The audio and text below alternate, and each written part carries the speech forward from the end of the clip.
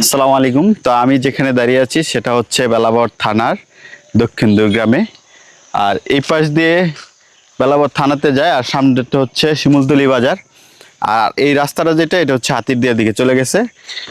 আর আমার পিছনে যে দুটা গাব গাছ দেখতে পাচ্ছেন, এই দুইটা গাব গাছ দেখে আজকে আমি এখানে দাঁড়াইলাম। আর খুব কৌতূহল মনে হইলো দুইটা গাব গাছে কি আছে দেখবো। কি আচ্ছা, এই গাছ সম্পর্কে কিছু বলেন তো। গাছ তো গাব গাছ, গাছটা বহুত পুরানা, বহুত পুরানা, অনেক পুরানা। বয়সটা আনুমানিক কত? আনুমানিক বয়সটা প্রায় 100 পরিমাণ কাছাকাছি। 100-100-এর উপরে না?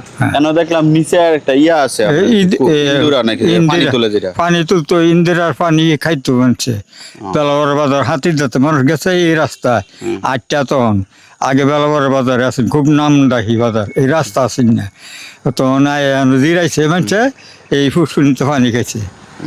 আচ্ছা, চলে পালতি দিয়ে রাখছে সবসময়। তো এই চলেন আর গাছটা আমরা দিকে ঘুরে দেখাই কি অবস্থা গাছের। তো এই গাব গাছ দুইটার বয়স আনুমানিক 100 না 150 বছর বয়স।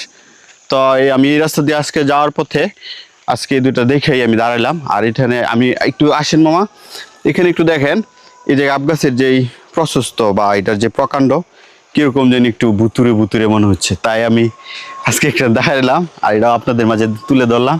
আমি গাছটাতে এখানে একটা আবার গাছ দেখা যায়, ডালা দেখা যায় কাটা। তো যারা এই রাস্তা দিয়ে আসা যাওয়া করবেন, তো তারা আসলে এখানে একটু রেস্ট নেবেন। আর গাছ দুইটার প্রকৃতির দুইটা সাক্ষী আপনারা একটু দেখে নেবেন। তো আজকে ভিডিওটা এই পর্যন্তই, দেখা হবে নতুন কোনো ভিডিওতে। ততক্ষণ আপনারা ভালো থাকবেন, সুস্থ থাকবেন। আসসালামু আলাইকুম।